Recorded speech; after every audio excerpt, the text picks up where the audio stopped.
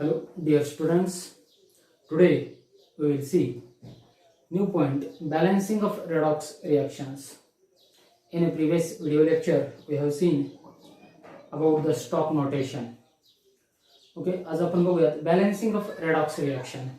Redox reactions ला balance कसं करायचं. Okay, in terms of charges and number of atoms. Charges पण balance झाले पाहिजेत आणि number of atoms पण balance झाले पाहिजेत. Of each element, number of atoms of each element. Okay, so there are two methods to balance the redox reactions. Number one, oxidation number method, and number two, ion electron method. Okay, या दोन method आहेत. पहिल्यांदा आपण बघूयात oxidation number method. First method to balance the redox reactions, that is the oxidation number method. कोणती आहे? Oxidation number method. दूसरी है ion electron method, and ion electron method is also called as half reaction method. Okay, ते आपण नंतर बघूया. त्याच्या अगोदर बघूया oxidation number method. Okay, oxidation number मेथडनं रेडॉक्स रिएक्शन्स आपण बॅलन्स करू शकतो. त्यासाठी काही स्टेप्स आहेत. त्या स्टेप्स अगोदर शिकून घेतल्या की तुम्हाला करता येतं. First step to balance the redox reactions by oxidation number method is write the unbalanced equation as it is. काय करायचं, जे अनबॅलन्स्ड इक्वेशन तुम्हाला दिलेलं आहे ते जशास तसं लिहायचं आहे. Write the unbalanced equation as it is and balance the atoms other than oxygen and hydrogen. Oxygen आणि हायड्रोजन शिवाय जे ॲटम आहेत ते तेवढे बॅलन्स करून घ्या. ओके, फर्स्ट स्टेप तुमच्या लक्षात आली. Write the unbalanced equation as it is, जसंच तसं अनबॅलन्स्ड इक्वेशन लिहायचंय.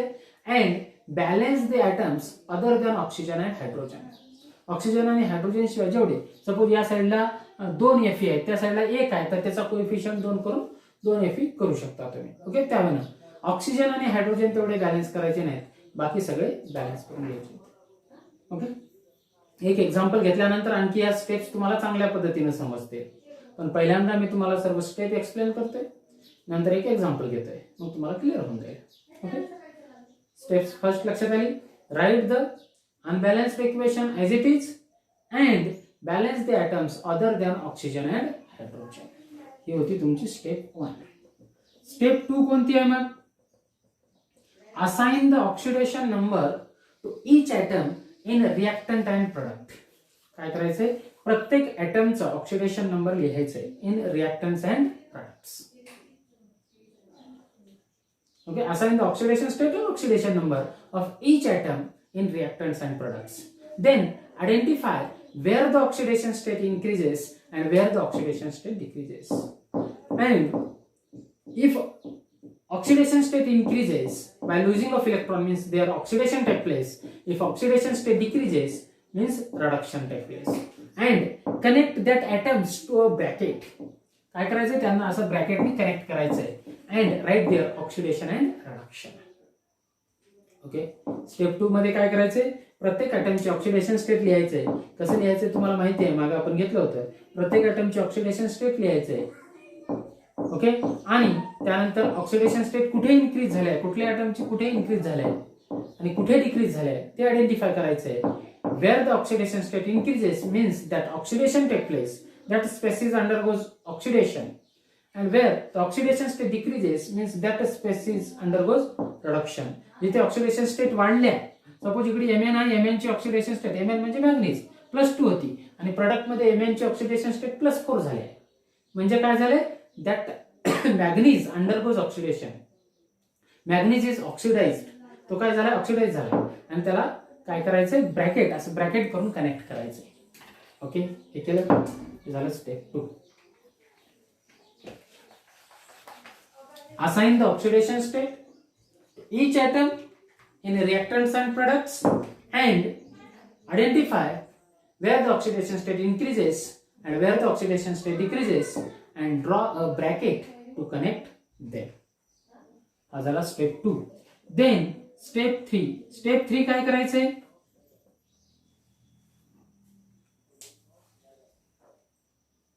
write the increase in oxidation number per atom. Okay, increase in oxidation state per atom. मग इन्क्रीज झाल्या तर कितीने इन्क्रीज झाल्या? Increase in oxidation state per atom लिहा. त्यानंतर net increase in oxidation state also, ते पण लिहायचंय. Okay, then write the decrease in oxidation state per atom, then write net decrease in oxidation state also. आता net decrease कसं लिहायचं? फक्त increase. Suppose increase in oxidation state, suppose Fe2 प्लसचा Fe3 plus झाला, काय झालं? इन्क्रीज इन ऑक्सिडेशन स्टेट आहे. कितीने झाले? +1. हे झालं increase in oxidation state per atom. Suppose इथे Fe आहे, तिकडे 2Fe आहे. मग increase in oxidation net increase किती होईल? 2 ॲटम असल्यामुळं एक ॲटमला +1 ऑक्सिडेशन स्टेट इन्क्रीज झाले आहे. 2 असल्यामुळं +2 ऑक्सिडेशन स्टेट इन्क्रीज होईल. त्याला बोलतो आपण नेट इन्क्रीज. नेट इन्क्रीज कसं हे करायचंय? तर increase in oxidation state per atom आलं तेवढ्याला जेवढे ॲटम्स आहेत त्या कंपाऊंड मध्ये समजा किंवा रिएक्टंट मध्ये प्रोडक्ट मध्ये त्या एलिमेंटचे त्यावेळेला मल्टिप्लाय करायचे. ओके, तुम्हाला एक्झाम्पल घेतल्यानंतर समजेल. त्यावेळेस decrease in oxidation state per atom लिहायचे आणि net decrease in oxidation state per atom लिहायचे. ओके, हे झालं step 3. Then step 4.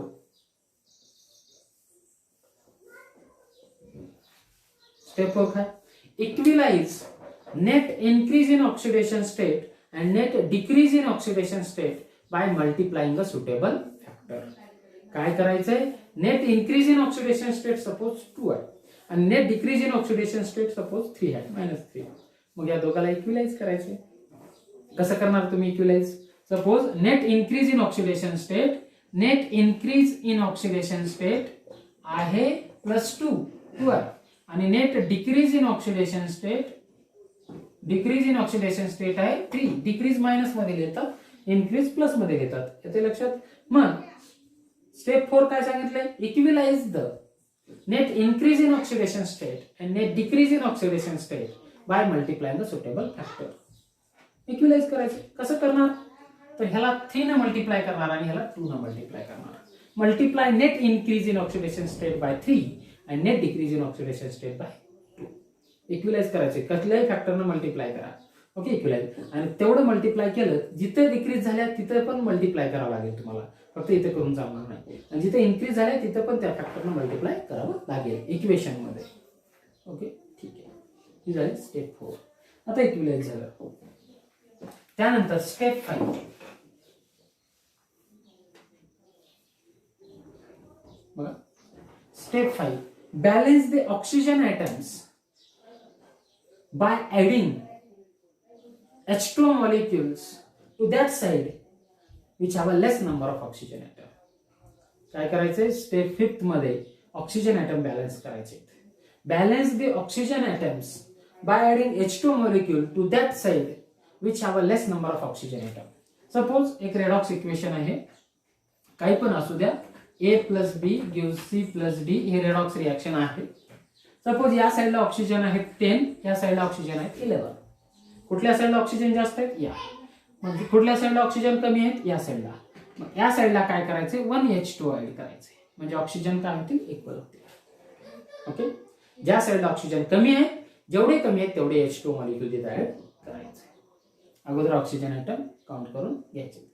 Okay, balance the oxygen atom by adding H2 molecule to that side which have less number of oxygen. Okay, oxygen atom balance करेल. या step मध्ये बघूयात आपण.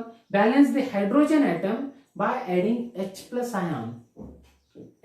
Ions to that side which have a less number of hydrogen atom. पुन्हा hydrogen atom count करा. ज्या साइडला hydrogen कमी आहेत, सपोज या साइडला 5 हायड्रोजन ॲटम आहेत, या साइडला 7 आहेत, तर काय करणार तुम्ही? या साइडला 2H+ आयन ऍड करणार. ज्या साइडला हायड्रोजन कमी आहे, जेवढे कमी आहेत तेवढे काय करायचे? H+ आयन्स ऍड करायचे. ओके, ऑक्सिजन आणि हायड्रोजन कसं बॅलन्स करायचं कळलं? ओके, त्यानंतर नेक्स्ट आहे step 6. Step 6 add the OH- ion. आता हे स्टेप 6 फक्त कशासाठी? If reaction take place in basic medium. तुम्हाला क्वेश्चन मध्ये देतं reaction occurs in basic medium. जर रिॲक्शन ऍसिडिक मीडियम मध्ये असेल तर स्टेप 6 करायची गरज नाही. Step 6 is omitted for if the reaction occurs in acidic medium. This is applicable only if reaction take place in basic medium. मग काय करायचंय step 6, add the OH minus ion to both side. कोणत्या साइडला? To both side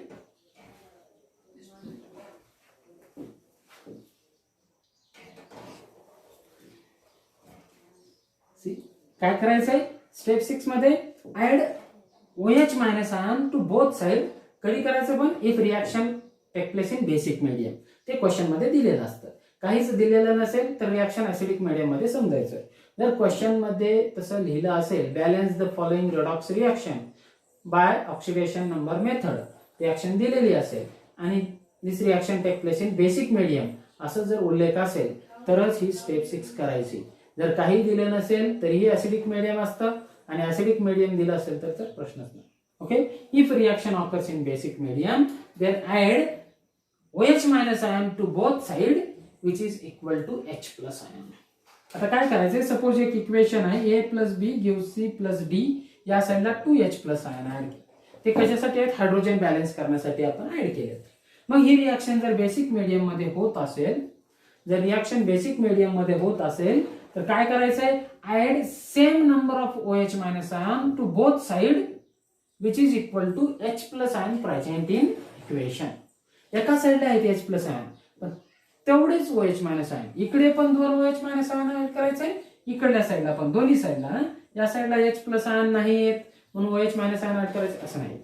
add OH minus ion to both side equal to H plus ion in the equation.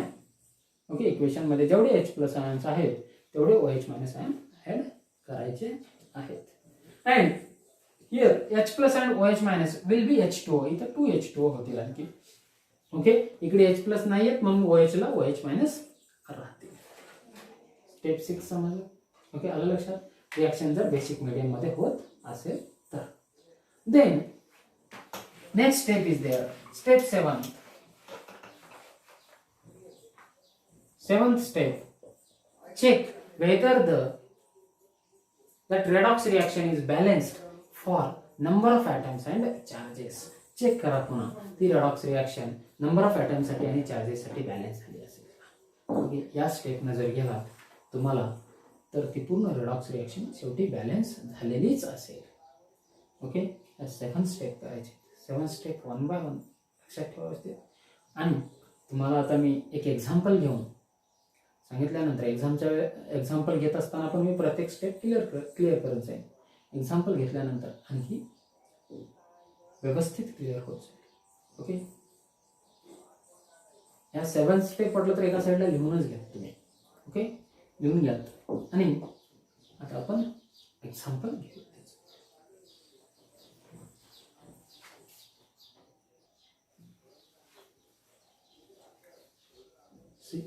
हा एक question आहे. Using the oxidation number method write the net ionic equation for the reaction of potassium permanganate with ferrous sulphate. कशाचे reaction? Potassium permanganate. Formula potassium परमॅंगनेटचा KMnO4. काही फॉर्म्युले एकदम व्यवस्थित तुम्हाला लक्षात पाहिजे. Ferrous sulphate FeSO4. Ferric sulphate म्हटलं तर Fe2SO4 3 टाइम्स. फेरिक मध्ये Fe ची ऑक्सिडेशन स्टेट +3 असते. जेव्हा Fe ची ऑक्सिडेशन स्टेट +3 असते तेव्हा आपण बोलतो फेरिक, आणि जेव्हा Fe ची ऑक्सिडेशन स्टेट +2 असते तेव्हा आपण बोलतो फेरस. ओके, KMnO4 आणि फेरस सल्फेटची रिएक्शन आहे. त्याच्यासाठी नेट आयनिक इक्वेशन तुम्हाला लिहायचं आहे, जे की बॅलन्स्ड आयनिक इक्वेशन लिहायचं आहे by using oxidation number method. एक तुम्हाला अनबॅलन्स्ड इक्वेशन तुम्हाला खाली दिलेलं आहे. ओके, तर आपले स्टेप यूज करून तुम्ही बॅलन्स करू शकता. ओके, तर स्टेप वाईज जा, कुठेच काही चूक होणार नाही. बघा, इव्हन बोर्डला सुद्धा प्रत्येक 3 मार्कला क्वेश्चन विचारला जातो.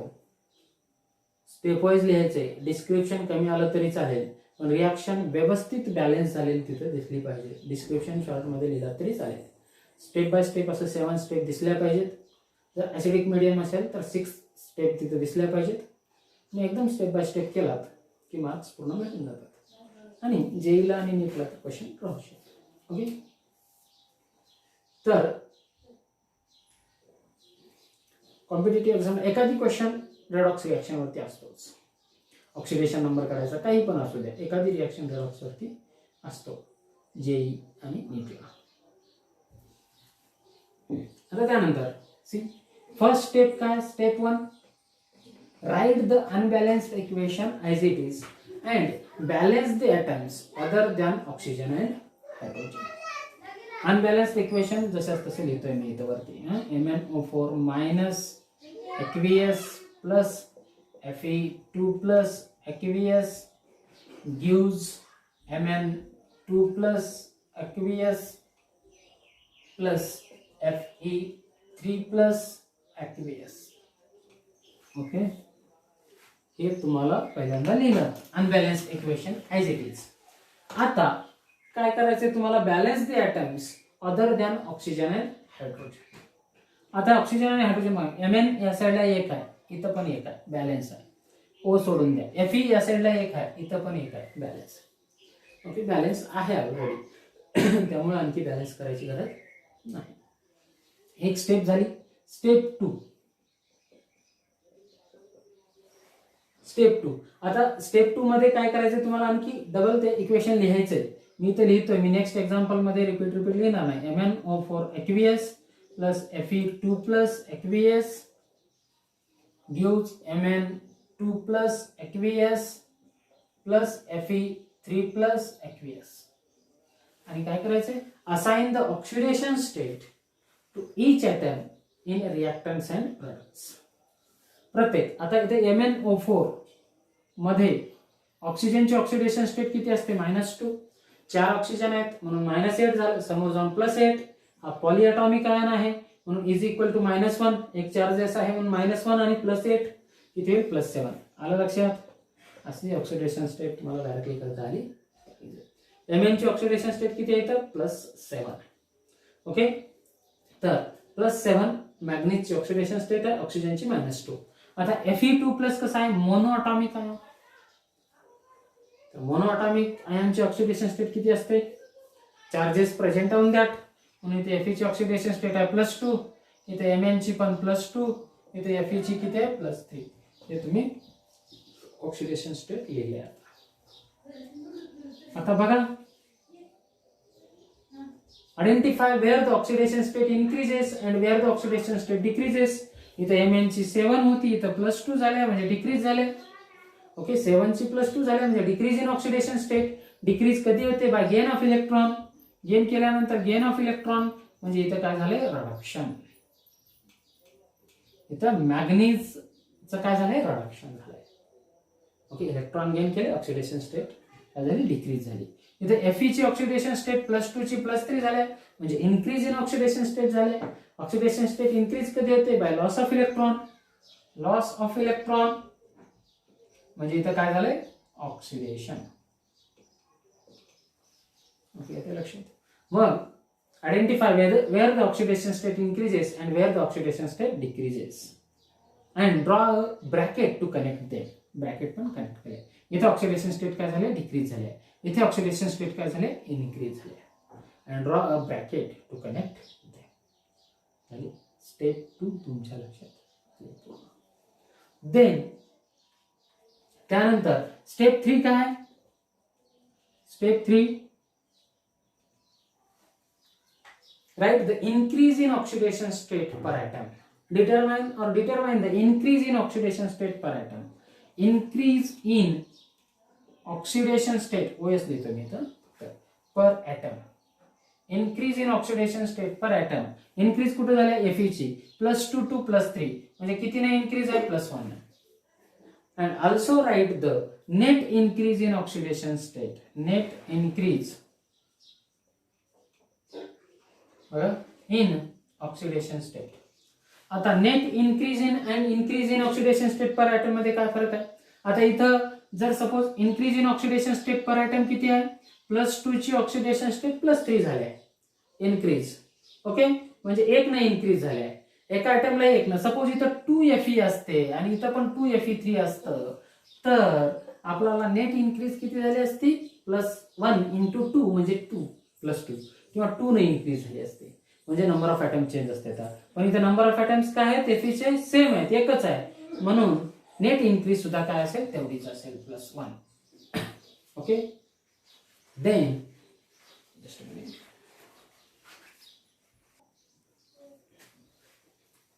C, increase in oxidation state per atom and net increase म्हणजे लक्षात आलं काय करायचं तिथं तुम्हाला?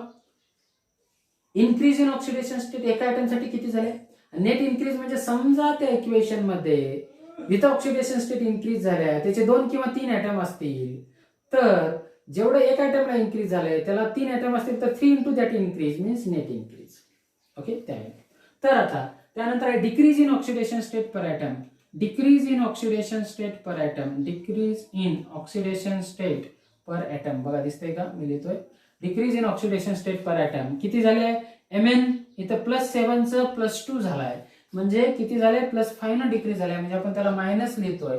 इथं तुम्ही असं लिहू शकता Mn +7 2 Mn +2 असं झालंय, हे झालंय. ओके, लिहू शकता ऍडिशनल, काही हरकत नाही. Mn +7 2 Mn +2 म्हणजे डिक्रीज इन ऑक्सिडेशन स्टेट किती आहे? पर ॲटम -5 आहे. Then net decrease in oxidation state, net decrease किती आहे? तेवढीच असेल, कारण इकडे पण Mn तेवढं एकच आहे, तिकडे पण तेच आहे, म्हणून net decrease in oxidation state, net decrease सुद्धा किती आहे? -5 नच डिक्रीज आहे. ओके, एवढं लक्षात आलं. त्यानंतर वरचं एक हे थोडं कॅन्सल करतोय. मग नेट इन्क्रीज आणि नेट डिक्रीज लक्षात आलं. तर आता स्टेप 4 काय आहे? Step 4, equalise the net increase and net decrease by multiplying a suitable factor. काय करायचंय? इक्विलाइज करायचंय net increase in oxidation state and net decrease by multiplying a suitable factor. आता net increase in oxidation state +1 आहे, net decrease -5 आहे, दोघाला equal करायचं असेल तर multiply the net increase in oxidation state by 5. 5 न नेट इन्क्रीज मल्टिप्लाय करावं लागेल. Increase कुठं आहे? या ठिकाणी आहे, म्हणून इथं मी 5 न मल्टिप्लाय केलं. ओके, फक्त इथं मल्टिप्लाय करून चालणार नाही, या इक्वेशन मध्ये नेट इन्क्रीज कुठं आहे? या ठिकाणी आहे, म्हणून इथं मी 5 न मल्टिप्लाय केलं. ओके, आलं लक्षात? मग आता झालं, इक्विलाइज झालं. Equalise the net increase in oxidation state and net decrease in oxidation state by multiplying the suitable factor. केलं. त्यानंतर हे झालं स्टेप 4. त्यानंतर स्टेप 5. आता हे मी खालचं कॅन्सल करतो. बघा त्या वेळेस लिहून घेत चला. आता या ऑक्सिडेशन स्टेटच्या तिथे गरज नाही.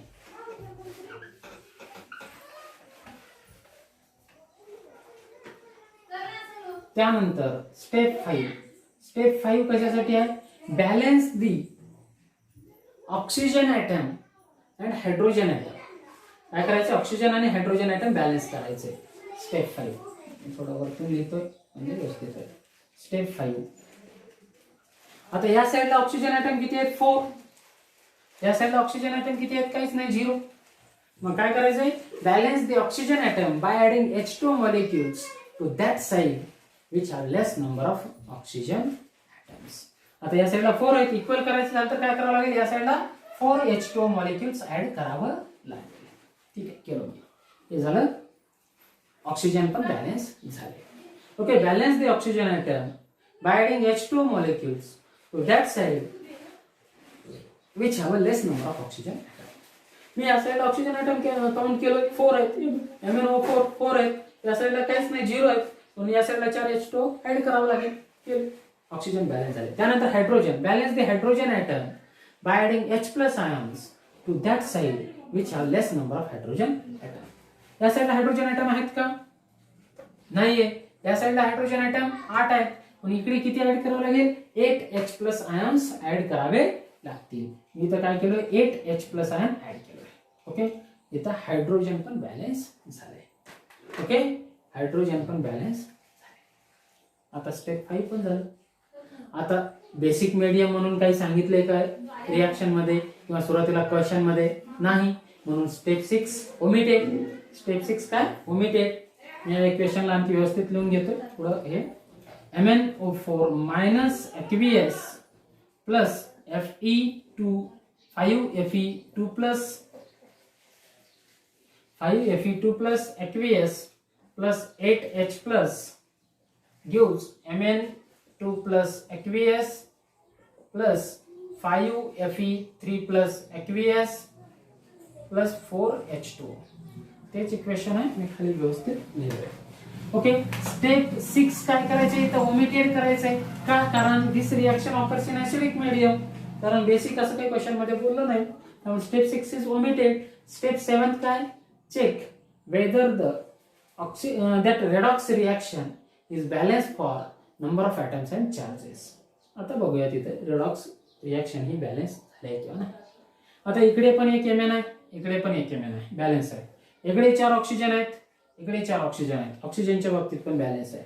इकडे 5 Fe आहेत, इकडे पण 5 Fe आहेत, बॅलन्स आहे. इकडे 8 हायड्रोजन आहेत, इकडे पण 8 हायड्रोजन आहेत, बॅलन्स आहे. Reaction is balance for number of atoms. Number of atom साठी बॅलन्स आहे. आता चार्जेसच्या बाबतीत बघायचं. इथं एक मायनस चार्ज 5 इंटू 2 प्लस 5 वेळा 10 प्लस आणि एक मायनस म्हणजे किती होईल 9 प्लस आणि इथं 8 प्लस. ओके. 9 प्लस आणि 8 प्लस 17 प्लस चार्जेस आहेत. इथं इकडल्या साईडला किती आहेत 17 प्लस चार्जेस आहेत. बरोबर आहे. 10 80 70. या साईडला 2 आणि इथं 5 3 15 आणि 2 17. या साईडला पण 17 प्लस चार्जेस आहेत. म्हणजे this redox reaction also balance for charges. बघा चार्जेस कसं काउंट करायचं. एक मायनस इथं 5 ह्याचा कोएफिशियंट आहे, इकडे काही कोएफिशियंट आहे का नाही. 5 इंटू 2 10 प्लस मधून 1 मायनस गेलं 9 आणि इथं 8 प्लस 9 आणि 8 प्लसच आहेत सगळे म्हणून 17 प्लस चार्जेस या साईडला आहेत. या साईडला इथं 2 प्लस चार्जेस. इथं 5 इंटू 3 म्हणजे 15 प्लस 2 17 इकडे पण प्लस. वॉटर तर काय न्यूट्रल आहे म्हणून दोन्ही साईडला किती आहेत 17 प्लस चार्जेस आहेत. म्हणून therefore this equation is balance for both number of atoms as well as charges. Okay. यावेन हे इक्वेशन अशा पद्धतीने तुम्हाला बॅलन्स करता येईल. ओके. कुठलंही दिल्यानंतर करावं लागेल. एक ॲसिडिक मिडियमचं रेडॉक्स रिएक्शन बॅलन्स करण्यासाठी बाय ऑक्सिडेशन नंबर मेथडने मी तुम्हाला घरी देणार आहे, ते करून दाखवायचं. Okay.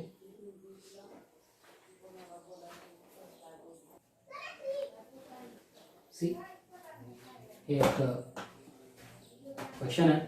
Balance the following reaction by oxidation number method. CuO plus NH3 CO solid plus NH3 gases gives Cu plus N2 plus H2O. Okay.